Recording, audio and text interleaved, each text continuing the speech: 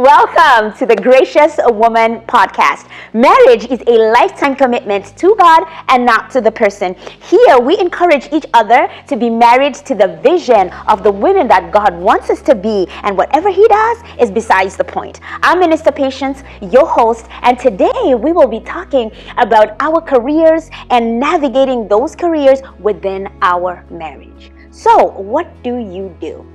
What do you do for a living? Are you an accountant? Are you a businesswoman? Are you a doctor, a nurse?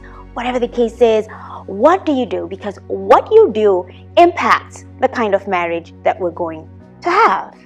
So working as a woman is a good thing, but we have to balance what we do with the marriage life. We have to balance what we do with the home life. So for example, I am a hairdresser by trade, and hairdressers spend a lot of time on their knees, and we work a lot of long hours. Saturdays especially are like a big deal because this is where most women are not working. This is when they're off. So this is when they want to get their hair done.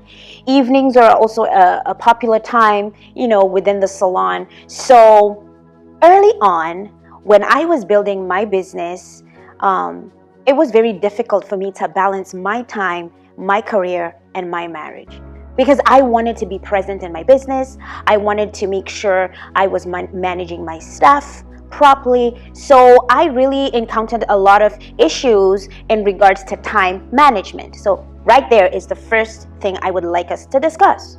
What is your time management like with your career? Does it conflict with the normal responsibilities that we have as wives, as mothers, right? So my long hours conflicted a lot with my younger children because they were in daycare at that time and I needed to get them from daycare. So 5 o'clock was the cutoff time for work for me. I had to make sure that I was leaving so that, by 6 o'clock the latest, I can pick them up.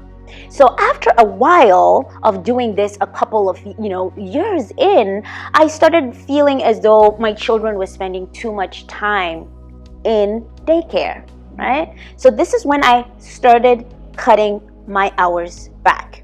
I had to hire staff. I had to, get a manager and this and that. Now, while that move was good for my home life, for my marriage, because as I'm there for my parents, I'm there for my husband too. So while that was absolutely perfect for my marriage, it presented a lot of challenges within my business, right? So I found a lot of conflict within that time management space. Another thing too, I realized is that my in-laws and my parents, they didn't quite understand my grind, why I wanted to put in these hours of work. And so there also started to be a conflict in my relationships with my parents and with my in-laws and with my friends and stuff like that, because they just thought, right, I was just after the money. Now, in my defense, which I feel is in a lot of women out there's defense, is, well, we got to pay bills. This is a career. I'm a career woman and this and that. So, but I would like to say, hey fam, we're here to encourage each other to be married to the vision of the women that God wants us to be. And so this is where we're going to have to make some tough decisions because we have to balance both. We have to balance both. So eventually, I had to choose the amount of time I spent in the salon, and I actually had to be okay with someone else running things for me while I was not there.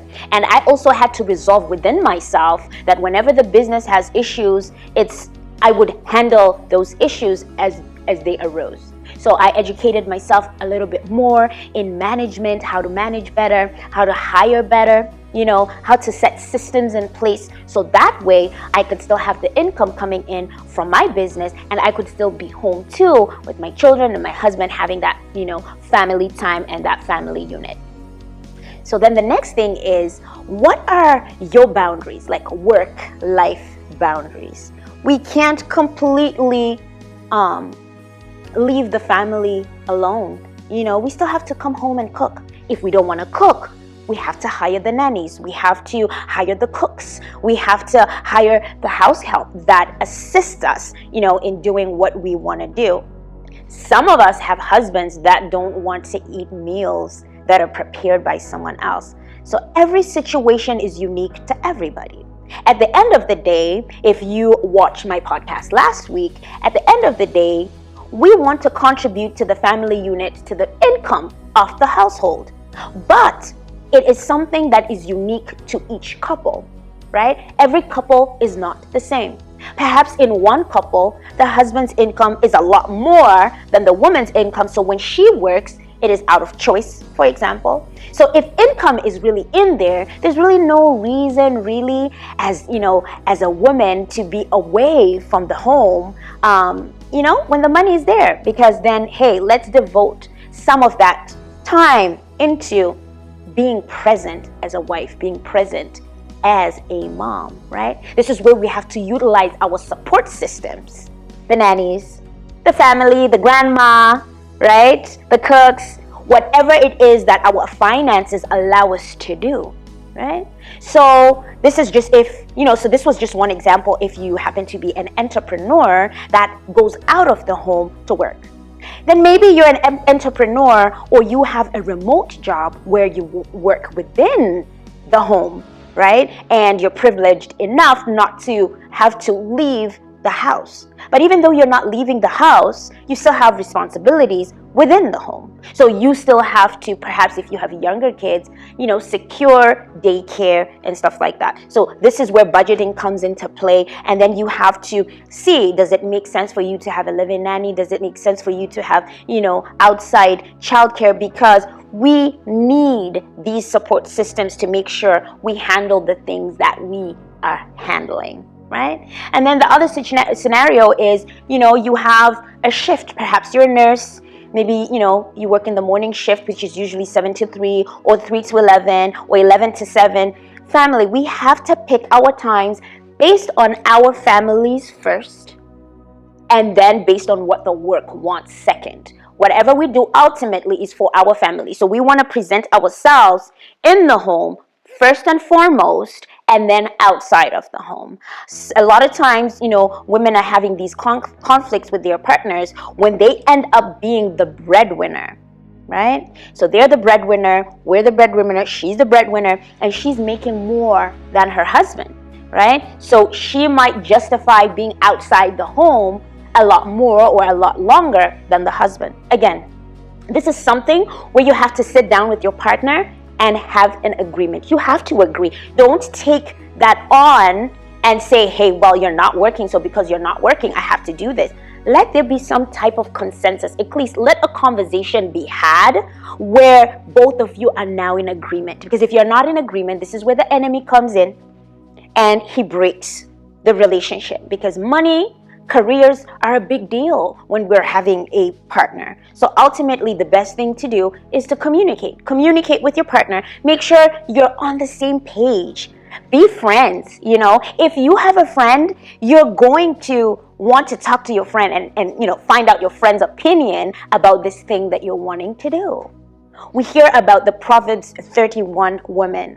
This woman, to me, I keep saying it, was like an overachiever in everything she could do. She was waking up early. She's the last to sleep. She, manages her household help, well and meticulously. And she goes out and she does business and she's known in the community. I mean, hey, this is what we want to aspire to be. But we're not going to be killing ourselves, right? Like, let's handle what we can. Let's put on our plates what we can handle. Let's not try and do things because our friends are doing it, so we want to compete or we want to do what they're doing. Well, maybe our abilities are different from their abilities, right? So also assessing yourself and knowing your own strengths gives you that ability to know, okay, this is something I can take on. Okay, this is not something I can, take on. Then last but not least, right, because we're encouraging each other to be women that God wants us to be, on this topic of being a virtuous woman, I encourage us to seek out businesses that we can do at home. There's this book that I read that I think is absolutely amazing, and it's called The 4-Hour Work Week, right? And what they do in this book, they outline how you can set up a business pretty much and, set systems in place where eventually you're only working 4 hours in a week. right? I think we've grown up, the traditional way. You go to school, you go to college. After you go to college, you get a job, you get married, you buy a house, you have kids and stuff like that. It's always good as women to educate ourselves and read books, about business and, stuff like that, about how we can get creative and resourceful on ways of bringing income into the home. Yes, typically, it's a man's job to go out and work, but it would be absolutely amazing if we can, tap into the grace that that virtuous woman has, and then we're having like a side hustle, that we do from home that is bringing in money. Then this helps to keep the family unit solid, right? Fam, let's find ways of bringing in money. Let's find ways of hustling and, contributing to the main hustle that he's bringing in. I think in this generation, men are looking for helpers. Men are looking for, partners that they can do life together. We're not really living in that generation where, men are looking for housewives to just cook and clean. While that is good, if you're doing it, there is absolutely nothing wrong with it. What I'm saying is, since you're already home, take it a step further, right? And have a hustle, some side hustle money where you're not just asking for money for this and that. Sometimes you surprise him. Hey, honey, look, we needed to change this, and I've, saved up some money for this and this. Let's do it together. So family, this is all I have for you today. I will see you again next